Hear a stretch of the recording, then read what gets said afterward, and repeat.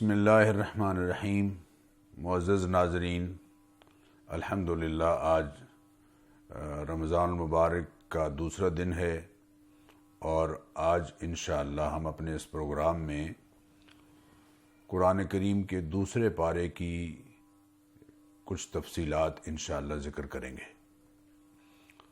قرآن کریم کا دوسرا پارہ، اس میں سورہ بقرہ کی آیت نمبر 142 سے 252 تک 17 رکوع ہیں، جن کا خلاصہ اللہ تعالی کی توفیق سے آج ذکر ہوگا۔ قرآن کریم کے حوالے سے خاص طور پر یہ بات ہمارے ذہن میں رہنی چاہیے کہ نبی کریم علیہ الصلاۃ والتسلیمات نے ارشاد فرمایا، الصیام والقرآن یشفعان للعبد، روزہ اور قرآن بندے کی شفاعت کریں گے اور اللہ تعالیٰ ان دونوں کی شفاعت کو اپنے حضور میں قبول فرمائیں گے۔ تو اس لیے ہمیں قرآن کریم کے ساتھ اپنے تعلق کو مضبوط کرنا ہے اور قرآن کریم سمجھنے کے لیے یہ جو کوشش ہو رہی ہے اسے خاص اہتمام کے ساتھ سننا ہے، چونکہ قرآن کریم کے سننے کا ایک بڑا ادب یہ ہے کہ اذا قرئ القرآن فاستمعوا له وانصتوا، جب قرآن کریم پڑھا جا رہا ہو تو غور سے کان لگا کر سنو اور چپ رہو، لعلکم ترحمون، تاکہ تم پر اللہ تعالیٰ کا رحم ہو، تم پر رحم کیا جائے۔ یقیناً ہم اللہ تعالیٰ کے رحمت کے حقدار ہیں، طلبگار ہیں، اس کے لیے ہمیں قرآن کریم کی یہ بات جو آپ کے سامنے ذکر ہو رہی ہے اس کو توجہ سے سننا ہے اور یکسو ہو کر خاموشی اختیار کرتے ہوئے سننا ہے۔ دوسرے پارے کا بالکل آغاز جن آیات سے ہو رہا ہے ان میں اللہ تعالیٰ نے تحویل قبلہ یعنی قبلے کا رخ بیت المقدس سے خانہ کعبہ کی طرف کیے جانے کا ذکر فرمایا ہے۔ نبی کریم علیہ الصلاۃ والتسلیمات جب مدینہ منورہ میں ہجرت کر کے تشریف لائے تو ابتدائی 17 مہینے قریباً آپ صلی اللہ علیہ وسلم بیت المقدس کی طرف رخ کر کے نماز پڑھتے رہے، لیکن آپ کے دل میں یہ خواہش تھی اور تمنا تھی کہ اللہ تعالیٰ اپنے کرم سے خانہ کعبہ کی طرف مسلمانوں کو نماز کے دوران رخ کرنے کا حکم دیں اور ہم قبلہ اپنا خانہ کعبہ کو بنائیں۔ اللہ تعالیٰ نے نبی اکرم صلی اللہ علیہ وسلم کی اس خواہش کا تذکرہ بھی قرآن کریم میں فرمایا ہے، قد نرى تقلب وجهك في السماء فلنولينك قبلة ترضاها فول وجهك شطر المسجد الحرام۔ آپ کی اس خواہش کو ہم دیکھ رہے ہیں، اس کا ہم جائزہ لے رہے ہیں، آپ چاہتے ہیں کہ آپ کا رخ خانہ کعبہ کی طرف ہو جائے، لہذا ہم آپ کو حکم دے رہے ہیں کہ فول وجهك شطر المسجد الحرام، آپ اپنا رخ مسجد حرام کی طرف کر لیجیے۔ آپ صلی اللہ علیہ وسلم مدینہ منورہ میں بنو سلمہ قبیلے کے ہاں تشریف لے گئے تھے ایک بیمار کا پتہ لینے کے لیے۔ لوگوں نے اس خواہش کا اظہار کیا کہ آپ ہمارے ساتھ کچھ دیر ٹھہریے۔ نماز ظہر آپ صلی اللہ علیہ وسلم پڑھا رہے تھے کہ اس دوران ہی اللہ تعالیٰ کی طرف سے حکم آیا، 2 رکعتیں پڑھ لی گئی تھیں۔ 2 رکعتوں کے بعد دوران نماز ہی تحویل قبلہ کا حکم آیا اور آپ صلی اللہ تعالی علیہ وسلم نے اپنا رخ مبارک بیت المقدس سے مکہ مکرمہ مسجد حرام کی طرف کر لیا، خانہ کعبہ کی طرف کر لیا، اور تمام صحابہ جو آپ کی اقتداء میں نماز پڑھ رہے تھے ظہر کی، انہوں نے بھی اپنا رخ خانہ کعبہ کی طرف کر لیا۔ چنانچہ 2 رکعتیں بیت المقدس کی طرف رخ کر کے پڑھی گئیں اور 2 رکعتیں بیت اللہ کی طرف رخ کر کے پڑھی گئیں، اور اس مسجد کو مسجد قبلتین کہتے ہیں۔ آج بھی الحمدللہ وہ بڑی مسجد ہے مدینہ منورہ میں، جو لوگ مدینہ منورہ کی زیارت کے لیے جاتے ہیں اور وہاں الحمدللہ مسجد قبلتین میں جا کے نفل پڑھتے ہیں، انہیں یقیناً اس بات کا علم ہے۔ یہاں فرمایا سیقول السفہاء من الناس ما ولاھم عن قبلتہم التی کانوا علیہا، جب آپ نے اپنا رخ قبلہ کی طرف کر لیا، یعنی خانہ کعبہ کی طرف کر لیا، مسجد حرام کی طرف کر لیا، تو یہود نے اعتراض کیا کہ یہ کیا بات ہوئی کہ آپ 17 مہینے بیت المقدس کی طرف رخ کر کے نماز پڑھتے رہے اور اب بیت اللہ کی طرف رخ کر لیا ہے۔ تو اللہ تعالیٰ فرما رہے ہیں کہ یہ ناسمجھ لوگ یہ کہہ رہے ہیں کہ کس چیز نے ان کو پھیر دیا ہے اس قبلے کی جانب سے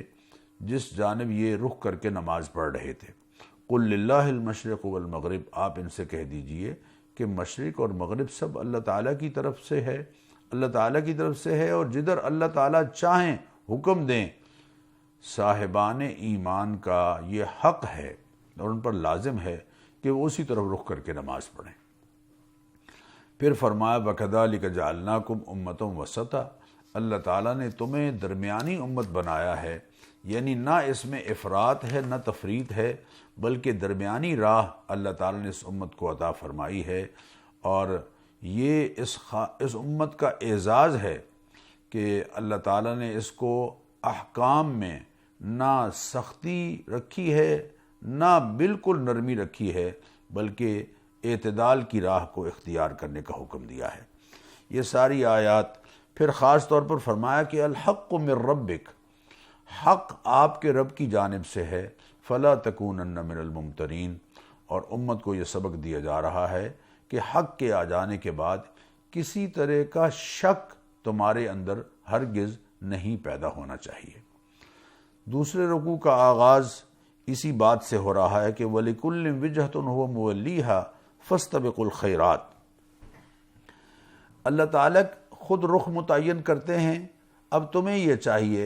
کہ نیکی کے کاموں میں اپنے آپ کو آگے بڑھاؤ، نیکی کے خیر کے کاموں میں خود کو اپنے آگے بڑھاؤ،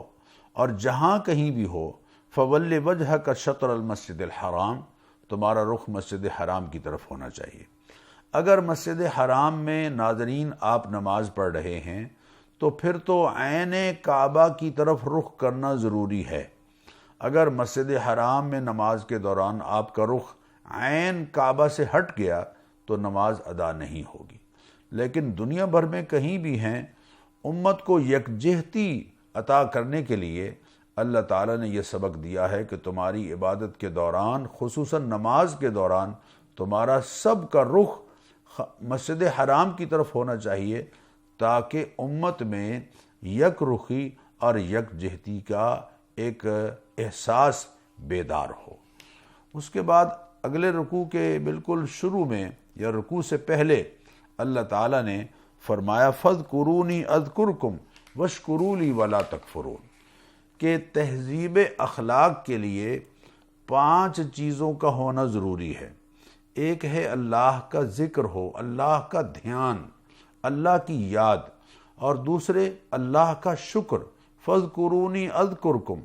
تم مجھے یاد کرو میں تمہیں یاد کروں گا، یعنی میری رحمت تمہیں یاد رکھے گی۔ وَاشْكُرُوا لِي، اور میرا شکر ادا کرنے والے بنو۔ وَلَا تَكْفُرُونَ، دیکھو میرے ناشکر نہ بننا۔ معزز ناظرین، کتنی نعمتیں ہیں اللہ کی، بے پایہ نعمتیں ہیں، اور خاص طور پر آج کے جو حالات ہیں کرونا وائرس کی وجہ سے ہم دیکھتے ہیں کہ کتنی ہی نعمتیں ہیں جن سے لوگ یکدم یکسر محروم ہو گئے ہیں۔ تو اللہ تعالیٰ کی بے پایہ نعمتوں کا شکر ہر وقت ہماری زبان پر رہنا چاہیے۔ اور پھر تیسری چیز ہے صبر، اور چوتھی چیز ہے دعا، اور 5ویں چیز ہے شعائر اللہ کی تعظیم۔ چنانچہ جو نیا رکوع ہے، تیسرا رکوع، اس کے بالکل آغاز میں ارشاد فرمایا اور اہل ایمان سے خطاب فرمایا، یا ایھا الذین آمنوا، اے ایمان والو، استعینوا بالصبر والصلاۃ، اللہ سے مدد طلب کرتے رہو صبر کے ذریعے سے، یعنی اپنے ویژن پر اور اپنے نقطہ نظر پر ثابت قدم رہ کر، اور مصائب اور دشواریوں اور مشکلات میں حوصلہ ہارنے کی بجائے حوصلہ مند ہو کر صبر کے ذریعے سے اور نماز کے ذریعے سے۔ نماز دعا کی ایک بہترین شکل ہے، نماز اللہ کے ذکر کی بہترین شکل ہے نماز۔ تو نماز کے ذریعے سے، صبر کے ذریعے سے اللہ تعالیٰ سے مدد طلب کرتے رہو۔ ان اللہ مع الصابرین، اللہ کی نصرتیں صبر کرنے والوں کے ساتھ ہیں۔ اور دیکھو جو اللہ کی راہ میں دنیا سے رخصت ہو جائیں، جو اللہ کی راہ میں جہاد کرتے ہوئے قتال فی سبیل اللہ کے دوران شہید ہو جائیں، انہیں مردہ مت کہو،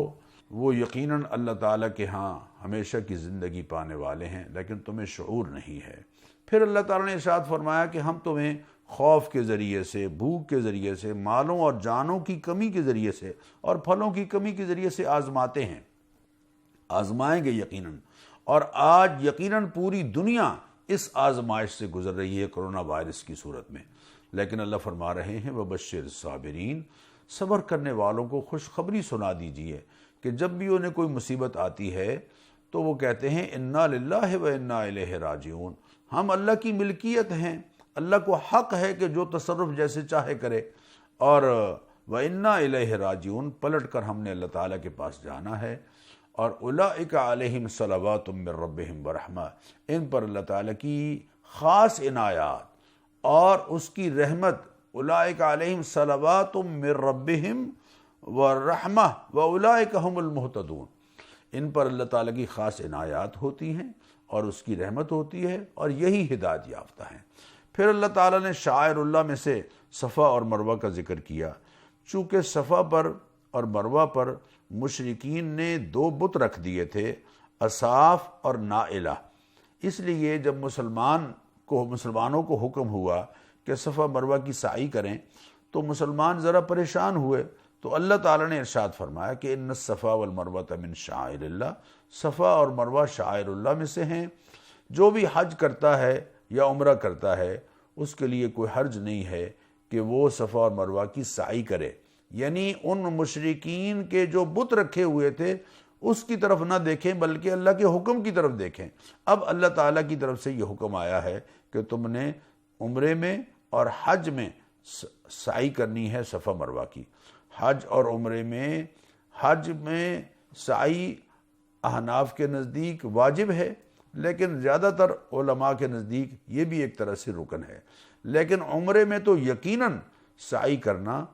اور طواف کرنا یہ دونوں عمرے کے ارکان میں سے ہیں، یعنی اگر ان کو چھوڑیں گے تو یقیناً عمرہ ادا نہیں ہوگا۔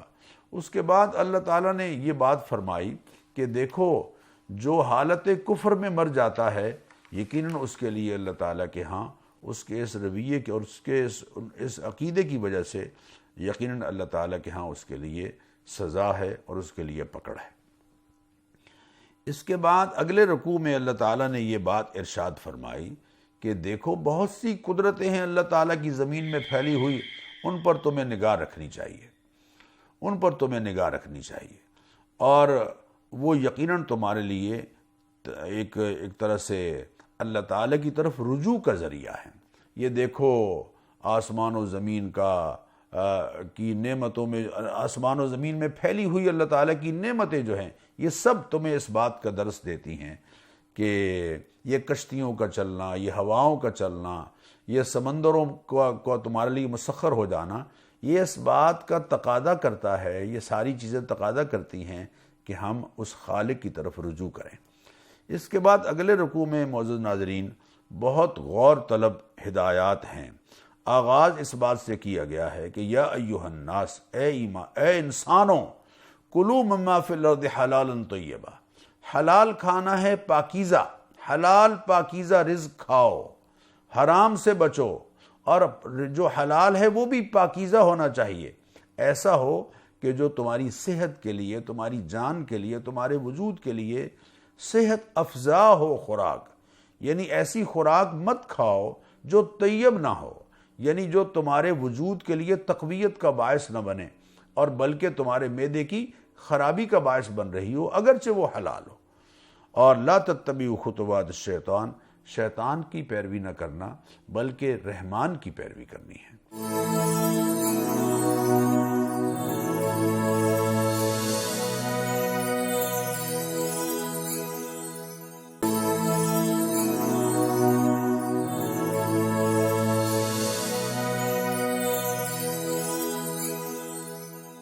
اور جب ان سے کہا جاتا ہے کہ ان تعلیمات کی پیروی کرو جو اللہ تعالیٰ کی طرف سے تمہیں اتاری گئی ہیں، تو یہ کہتے ہیں کہ ہم تو اپنے آباء و اجداد کی باتیں مانیں گے، اپنے آباء و اجداد کی وہ بات ماننی ہے جو قرآن و سنت سے متصادم نہ ہو، اگر قرآن و سنت سے متصادم کوئی رویہ ہے ماں باپ کا تو ماں باپ کو ایک طرف رکھیں گے اور نبی کریم علیہ الصلاۃ والتسلیمات کی سنت کو پیش نظر رکھیں گے۔ ماں باپ کا رویہ تب قابل قبول ہے جب وہ تعلیمات نبویہ کے مطابق ہو۔ اس کے بعد پھر اللہ تعالیٰ نے خاص طور پر ایمان والوں کو ارشاد فرمایا کہ یا ایھا الذین آمنو، اے ایمان والو، جو پاکیزہ رزق ہم نے تمہیں دیا ہے وہ کھاؤ اور وشکروا للہ، اللہ کا شکر ادا کرو اگر تم اللہ تعالیٰ کی عبادت کرنے والے ہو۔ کچھ چیزیں تم پر حرام ہیں، مردار حرام ہے، یعنی حلال جانور اگر ذبح کیے بغیر مر گیا تو وہ تم پر حرام ہے، اور وہ خون جو ذبح کرتے وقت جانور کے جسم سے نکلتا ہے وہ تمہارے لیے حرام ہے، اور خنزیر بہر صورت تمہارے لیے حرام ہے، اور وہ جانور کے جن کو اللہ کے سوا کسی اور کی قربت حاصل کرنے کے لیے چھوڑا گیا ہے، وہ چاہے چھری چلاتے وقت ان پر بسم اللہ اللہ اکبر بھی کہا جائے، وہ چونکہ غیر کی قربت کے لیے ان کو چھوڑا گیا ہے یا ذبح کیا جا رہا ہے تو وہ یقیناً حرام ہے۔ ہاں اگر کوئی مجبور ہے اور اس سطح پر پہنچ جاتا ہے کہ مرتا ہے اگر حرام نہیں کھاتا تو اتنی مقدار کہ جس سے اس کی جان بچ جائے وہ حلال ہے، باقی حرام۔ اس کے بعد معزز ناظرین، جو بہت غور طلب آیت البر ہے، ایسی آیت کہ جو نیکی کے تصور کو وسیع کر رہی ہے، اس کا ذکر ارشاد فرمایا کہ دیکھو لیس البر ان تولوا وجوہکم قبل المشرق والمغرب، صرف مشرق کی جانب یا مغرب کی جانب رخ کر لینا یہ کافی نہیں ہے، بلکہ جو نیکی ہے اس میں چند چیزوں کا خیال رکھنا ضروری ہے۔ پہلے ہے ایمانیات، لیکن البر من آمن باللہ والیوم الآخر والملائکۃ والکتاب والنبیین، اللہ پر، آخرت پر، فرشتوں پر، کتابوں پر اور انبیاء، تمام انبیاء پر ایمان، پہلی بات۔ دوسری بات ہے آت المال علی حبہ ذوی القربى، یعنی اللہ کا دیا ہوا مال قرابت داروں پر اور یتیموں پر، مسکینوں پر اور مسافروں پر اور مانگنے والوں پر، اور وہ لوگ کی جن کی گردنیں پکڑی گئی ہیں، گرفت میں ہیں، یعنی غلام تھے پہلے دور میں، اور آج اگر کسی کے قرض میں اگر وہ ہے تو اس کی گردن چھڑانا، یعنی گویا یوں کہہ لیجئے کہ کفالت اجتماعی پر مبنی معاشرت مسلمانوں کے ہاں ہونی چاہیے، کفالت عامہ پر مبنی معاشرت، تکافل اجتماعی پر مبنی معاشرت۔ اور تیسری نمبر پر پھر آیا ہے نماز کی پابندی ہے اور زکوٰۃ کی ادائیگی ہے، اور چوتھے نمبر پر وَالْمُوفُونَ بِعَهْدِهِمْ إِذَا عَاهَدُوا، وعدوں کو پورا کرنا ہے یعنی معاملات، اور پانچویں نمبر پر ہے وَالصَّابِرِينَ فِي الْبَأْسَاءِ وَالضَّرَّاءِ، اخلاق کا اچھا ہونا، صبر کرنے والے ہوں وہ تنگ دستی میں بھی اور جسمانی تکلیفیں اگر ہوں تب بھی، اور اس کے بعد نمبر ہے وحین البأس، جنگ کے وقت یعنی جہاد کے وقت، تو گویا ایمانیات، تکافل مبنی پر معاشرت، اور اس کے بعد پھر عبادات، اور پھر معاملات، اور پھر اخلاق، اور پھر جہاد، یہ سب مل کر ان کو اللہ تعالیٰ نے اس مقام پر نیکی قرار دیا ہے۔ پھر اللہ تعالیٰ نے فوجداری نظام کا ذکر کیا ہے اور فرمایا کہ یا ایھا الذین آمنوا کتب علیکم القصاص فی القتلی، قصاص کے نظام کو اگر تم رائج کرو گے تو پھر یقیناً یہ قصاص تمہارے لیے قتل کے عموم کو روکنے کا ذریعہ بنے گا، اور تمہارے لیے یہ قصاص کا جو نظام ہے اس میں زندگی ہے۔ پھر عبوری طور پر اللہ تعالیٰ نے ذکر فرمایا وصیت کے نظام کا، دیوانی نظام کا، لیکن اس عبوری طور پر جو وصیت کا یہاں حکم ہے اس کو سورہ نساء میں حتمی احکام کے ذریعے سے بدل دیا گیا۔ پھر معزز ناظرین، الحمدللہ جو رمضان جس سے ہم گزر رہے ہیں، اللہ تعالیٰ نے اس کا ذکر فرمایا کہ یا ایھا الذین آمنوا، اے ایمان والو، کتب علیکم الصیام، تم پر روزے فرض کیے گئے ہیں، کما کتب علی الذین من قبلکم، جیسے تم سے پہلوں پر فرض کیے گئے ہیں۔ پھر روزوں کی تفصیل ہے کہ دیکھو اگر تم حالت سفر میں ہو تو تم ان دنوں میں روزہ اگر تم چھوڑنا چاہو تو چھوڑ سکتے ہو، لیکن اگر رکھنا چاہو تو رکھ بھی سکتے ہو، تمہارے لیے روزہ رکھنا اسی میں تمہارے لیے بہتری ہے۔ ہاں جو روزہ رکھنے سے معذور ہیں ان کو روزے کا فدیہ دینے کی اجازت ہے، اور وہ فدیہ کیا ہے؟ طعام مسکین، ایک مسکین کا کھانا ہے۔ گویا ہم یوں کہ سمجھتے ہیں کہ اگر کوئی روزہ نہیں رکھ سکتا کسی عذر کی وجہ سے، اور مسلسل آئندہ روزہ نہ رکھنا اس کے لیے ایسا ہے کہ وہ آئندہ نہیں رکھ سکے گا، جو رکھ سکے گا اس کے لیے تو وہ فدیہ نہیں دے گا وہ، بلکہ جب رکھ سکے تب قضا کرے۔ لیکن جو بالکل سرے سے نہیں رکھ سکے گا کسی بیماری کی وجہ سے، اس کو یہ ہے کہ وہ صدقہ فطر کے برابر فدیہ دے گا۔ پھر اللہ تعالیٰ نے اسی رکوع میں ارشاد فرمایا کہ اذا سألک عبادی انی فانی قریب، جب میرا بندہ میرے بارے میں پوچھتا ہے تو اسے بتائیے کہ میں تو اس کے بہت قریب ہوں، اجیب دعوت الداع اذا دعان، جب یہ مجھ سے مانگتا ہے تو میں اس کی پکار کو سنتا ہوں۔ اللہ اکبر، اللہ اکبر۔ میرے معزز ناظرین، محترم حضرات، خواتین و حضرات، اللہ سے مانگنے کی ادا کو ہمیں اپنانا ہے، چونکہ اللہ تو خود کہہ رہے ہیں کہ جب بھی کوئی میرا بندہ کسی واسطے کے بغیر، کسی ذریعے کے بغیر جب مجھ سے مانگتا ہے تو میں یقیناً اس کی دعا کو سنتا ہوں اور قبول کرتا ہوں۔ اس کے بعد پھر اللہ تعالیٰ نے ارشاد فرمایا کہ دیکھو لا تاکلوا اموالکم بینکم بالباطل، ایک دوسرے کے مال ناحق طریقے سے مت کھاؤ۔ جو ناحق اور عدالتوں میں کیس لے کے جاتے ہو اور پھر یہ کوشش کرتے ہو کہ عدالتیں تمہارے حق میں فیصلہ کر دیں، اور تدلوا بہا الی الحکام لتاکلوا فریقا من اموال الناس بالاسم، ناحق لوگوں کے مال کھاؤ، ایسا نہیں کرنا ہے۔ جو حق ہے وہی حق ہے، اور کورٹ کے ذریعے سے اور عدالتوں کے ذریعے سے فیصلے اپنے حق میں کروا بھی لوگے تو پھر بھی حضور نے فرمایا یہ ایک انگارہ ہے جو تم اپنے ہاتھ میں پکڑو گے، جہنم کا انگارہ۔ جو کسی کا حق ہے وہ کسی کا حق ہے۔ اس کے بعد پھر اللہ تعالیٰ نے انفاق فی سبیل اللہ کا حکم دیا ہے کہ اے لوگو اللہ کی راہ میں خرچ کرو، وَلَا تُلْقُوا بِأَيْدِيكُمْ إِلَى التَّهْلُكَةِ، اور خود کو ہلاکت میں مت ڈالو، خودکشی سے اپنے آپ کو بچانا ہے۔ معزز ناظرین، جن حالات سے ہم گزر رہے ہیں اس میں انفاق فی سبیل اللہ، اللہ کی راہ میں خوب خرچ کرنا ہے، خوب خرچ کرنا ہے۔ اپنے اعزاء اور رفقاء اور اپنے احباب دیکھ لیجئے کہیں کوئی ضرورت مند ہے تو اس پر اللہ کی راہ میں خرچ کیجئے۔ حج کے احکام کا ذکر ہے، حج کے 3 مہینے ہیں،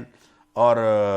جب کوئی حج کے لیے اپنے آپ کو تیار کرتا ہے تو دیکھ لیجئے کہ فلا رفث ولا فسوق ولا جدال فی الحج، حج کے ایام میں کوئی بیہودہ گفتگو نہیں ہونی چاہیے،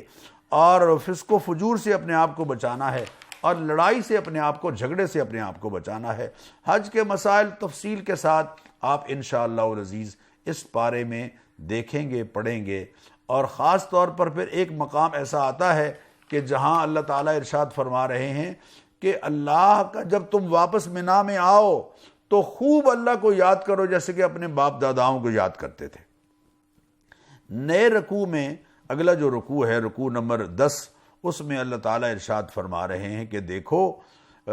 جو تمہارے درمیان جو اختلافات ہیں وہ زیادہ تر باہم زدی کی وجہ سے ہوتے ہیں، اور ضد کی بنیاد پر اختلافات سے اپنے آپ کو بچانا ہے۔ پھر اسی رکوع میں اللہ تعالیٰ فرما رہے ہیں کہ لوگ آپ سے پوچھتے ہیں کہ کیا خرچ کریں، تو آپ ان کو بتا دیجئے کہ جو بھی تم خرچ کرو سب سے پہلے اس کے حقدار تمہارے ماں باپ ہیں،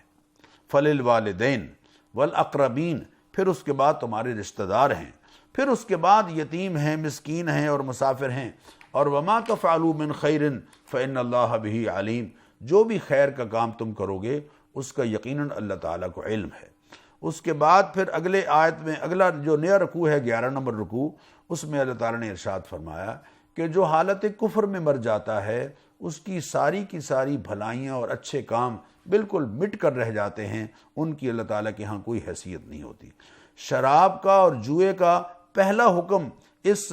سورہ بقرہ کے 11ویں رکوع میں ہے۔ یسألونک عن الخمر والمیسر، لوگ آپ سے شراب اور جوئے کے بارے میں پوچھتے ہیں، آپ ان کو بتا دیجئے فیہما اسم کبیر، اس میں بہت بڑا گناہ ہے،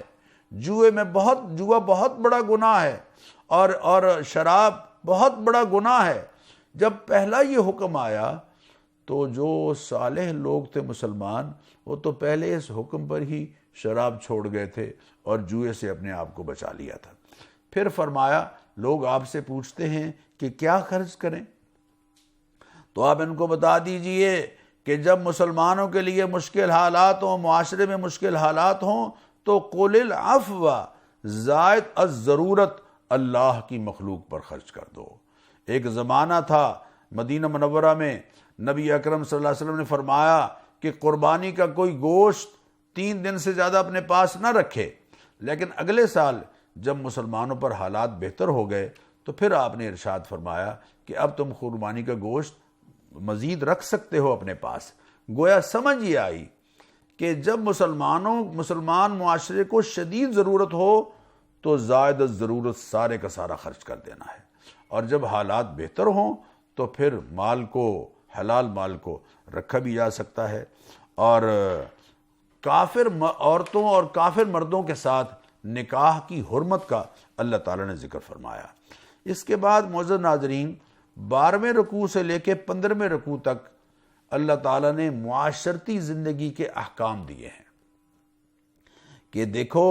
جو عورتوں کے مخصوص ایام ہیں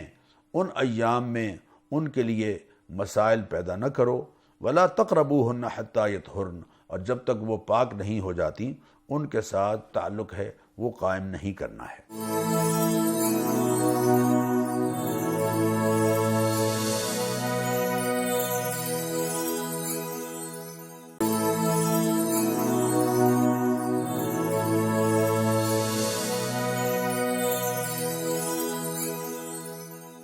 اگلی آیات میں اللہ تعالیٰ نے قسم کے بارے میں خاص طور پر ہدایت فرمائی کہ دیکھو حرام کاموں سے تو تم نے بچنا ہے، لیکن پرہیزگاری کے کاموں سے بچنے کی قسم کھا لو گے اگر تو اللہ کو ڈھال نہ بناؤ۔ لا، ایسا نہیں کرنا ہے کہ تم یہ قسم کھا لو کہ جناب ہم نیک کام نہیں کریں گے، صلح نہیں کرائیں گے، خونی رشتوں سے تعلق جو ہے وہ ہم توڑ لیں گے۔ ایسی قسم نہیں کھانی ہے، اگر ایسی قسم کھاؤ گے تو اسے توڑنا ہے۔ اور پھر بتایا یہ بات کہ دیکھو قسم کی 3 قسمیں ہیں۔ ایک ہے لغو قسم، بیہودہ، جو طرز تکلم ہے کسی کا، بات بات پر قسم کھاتا ہے۔ لا یؤاخذکم اللہ باللغو فی ایمانکم، ایسی قسموں پر تو تمہاری گرفت نہیں ہوگی، لیکن اس کو مزاج نہیں بنانا ہے۔ اور دوسرا ہے ماضی کے بارے میں کوئی قسم کھا لی، اس کو یمین غموس کہتے ہیں، اس پر گناہ تو ہے لیکن کفارہ نہیں ہے۔ اور تیسری قسم ہے یمین منعقدہ، جو انشاءاللہ ہم آگے پڑھیں گے، کہ فیوچر کے بارے میں کوئی قسم کھا لی، اگر وہ جائز قسم ہے، درست کھائی ہے اور توڑتا ہے تو کفارہ دینا ہوگا، اور اگر غلط قسم کھائی ہے تو توڑنا ہے اسے اور کفارہ ادا کرنا ہے۔ وہ انشاءاللہ العزیز ہم آگے آیات میں جب آئے گا موقع تو بیان کریں گے۔ پھر اس کے بعد اللہ تعالیٰ نے طلاق کا اور عدت کا تذکرہ فرمایا ہے۔ معزز ناظرین، اس موقع پر میں یہ درخواست کروں گا کہ خدا را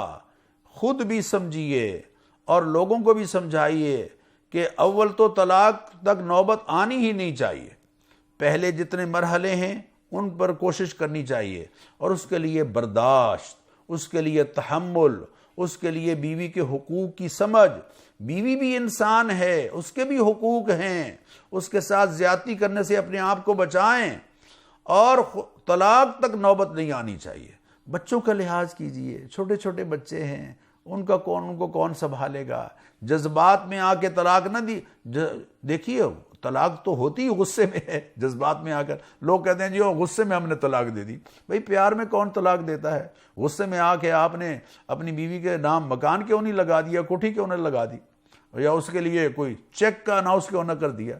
طلاق غصے میں ہوتی ہے، غصے کو کنٹرول کرنا ہے، اور طلاق جب بھی دینی ہے صرف ایک دینی ہے۔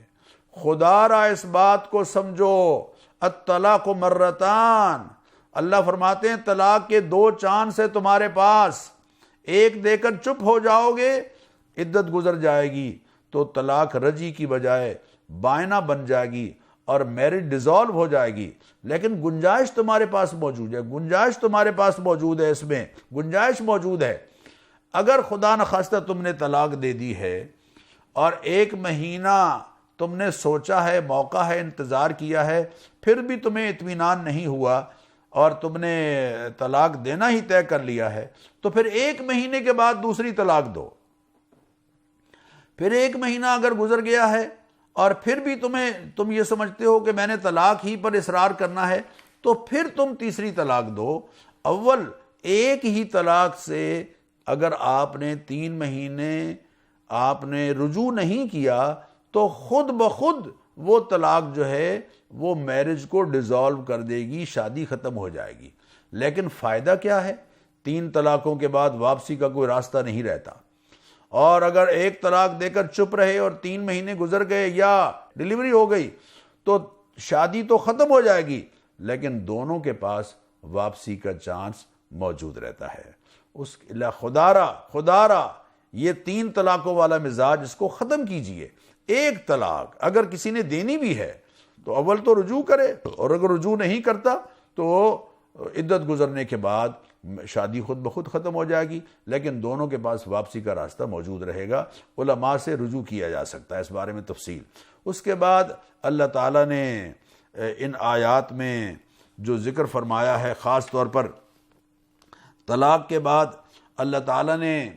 ایلا کا تذکرہ فرمایا کہ کوئی آدمی قسم کھا لیتا ہے کہ میں اپنی بیوی کے ساتھ تعلق قائم نہیں کروں گا، تو اگر 4 مہینے سے کم کا قسم کھاتا ہے تو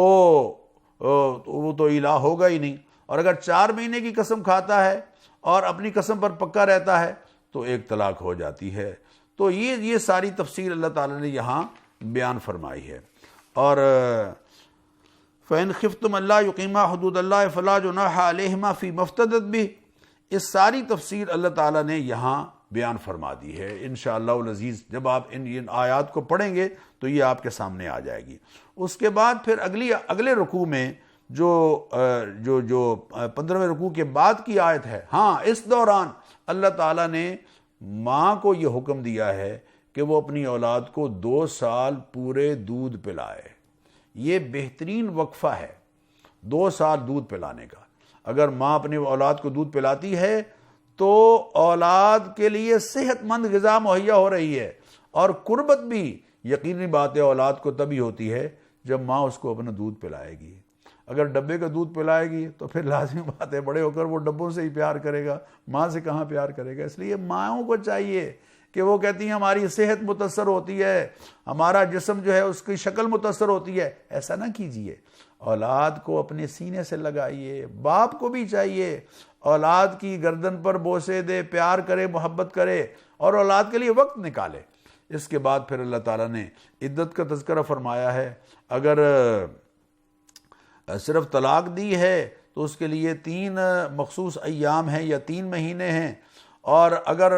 شوہر فوت ہو جائے تو پھر اس کی عدت جو ہے وہ 4 مہینے 10 دن ہے۔ اور پھر مہر کا تذکرہ فرمایا ہے کہ اگر مہر مقرر کیا ہے اور رخصتی سے پہلے طلاق ہو گئی ہے تو آدھا مہر ادا کرنا ہے، اور اگر مہر مقرر نہیں کیا تو پھر دیکھیں گے کہ اس جیسی بچی کے مہر اس کے خاندان کی جو دوسری بچیاں جن کی شادی ہوئی ہیں ان کا مہر کیا تھا، تو اس کو مہر مثلی کہتے ہیں، وہ مہر مقرر کیا جائے گا۔ اس کے بعد اللہ تعالیٰ نے ارشاد فرمایا اگلے رکوع میں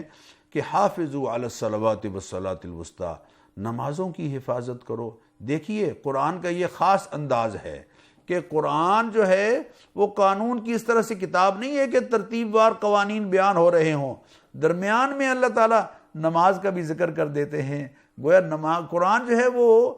شاہی فرامین کے انداز پر اتری ہوئی کتاب ہے۔ قرآن تحریری نہیں، تقریر کے انداز میں اتری ہوئی کتاب ہے، لہذا جگہ جگہ احکام جو ہیں وہ آ رہے ہیں۔ نماز پابندی سے ادا کرو، خصوصاً جو درمیانی نماز ہے، اور نبی اکرم صلی اللہ علیہ وسلم نے فرمایا کہ اس سے مراد عصر کی نماز ہے، یہ پابندی کے ساتھ ادا کرنی ہے۔ جو مطلقہ عورتیں ہیں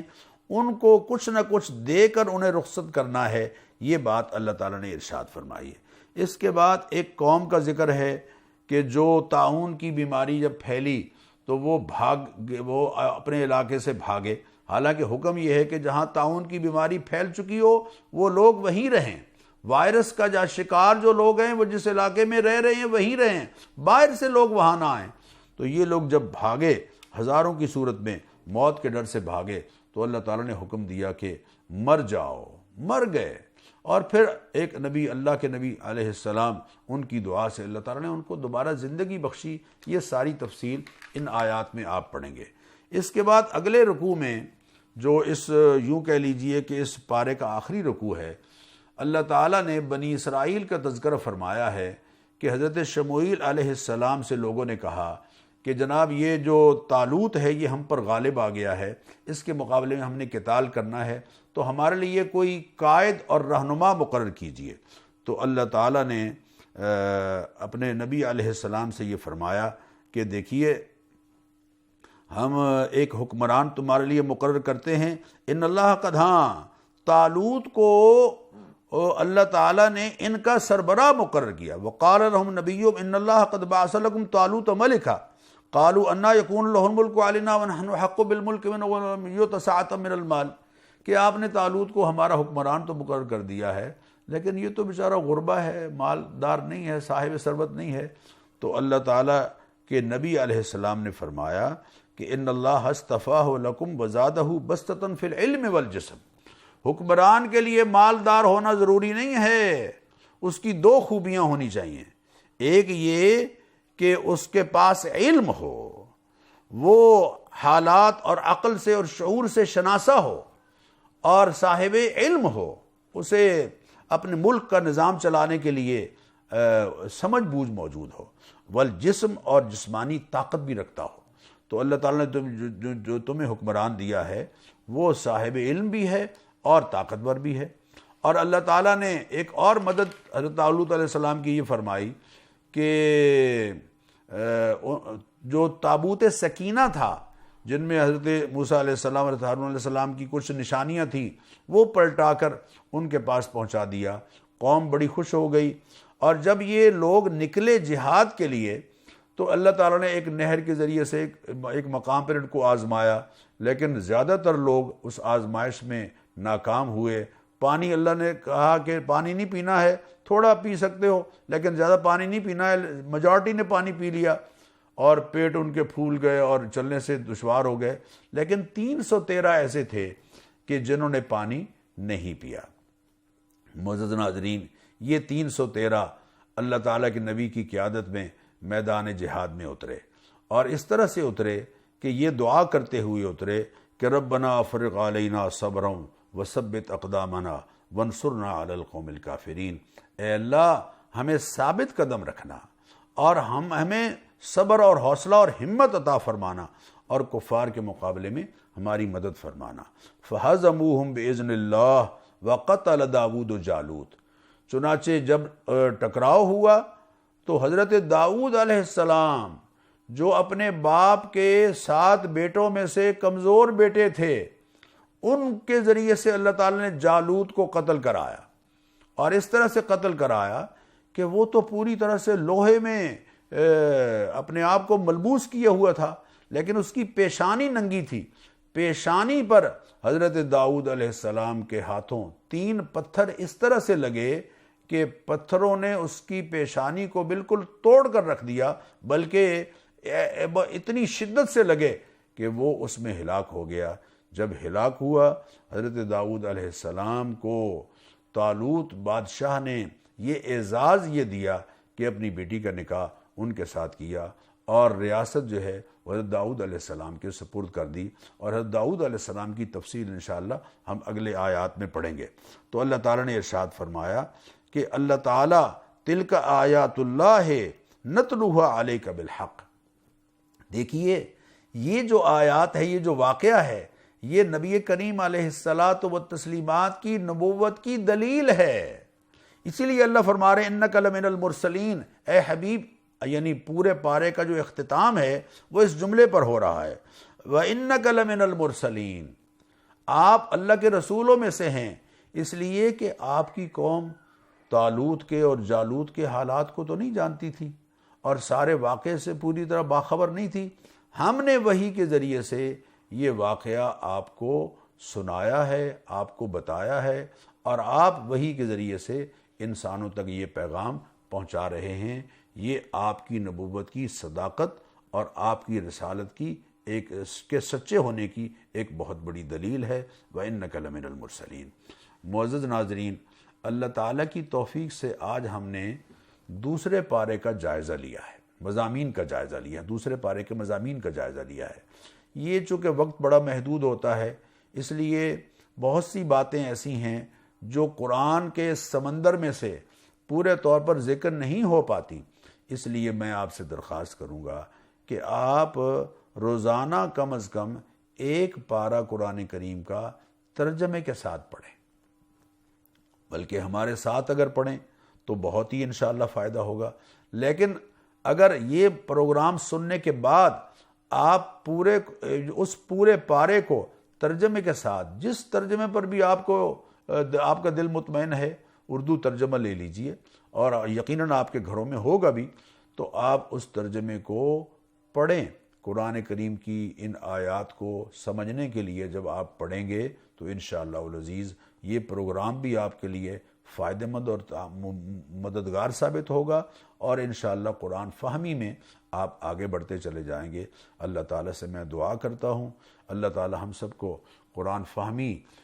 نصیب فرمائے، قرآن کا سمجھنا اللہ ہمیں نصیب فرمائے، اور قرآن سمجھنے کے لیے خود کو تیار کر کے رمضان کی برکات سے بھرپور طور پر مستفید ہونے کی اللہ ہمیں توفیق عطا فرمائے۔ انشاءاللہ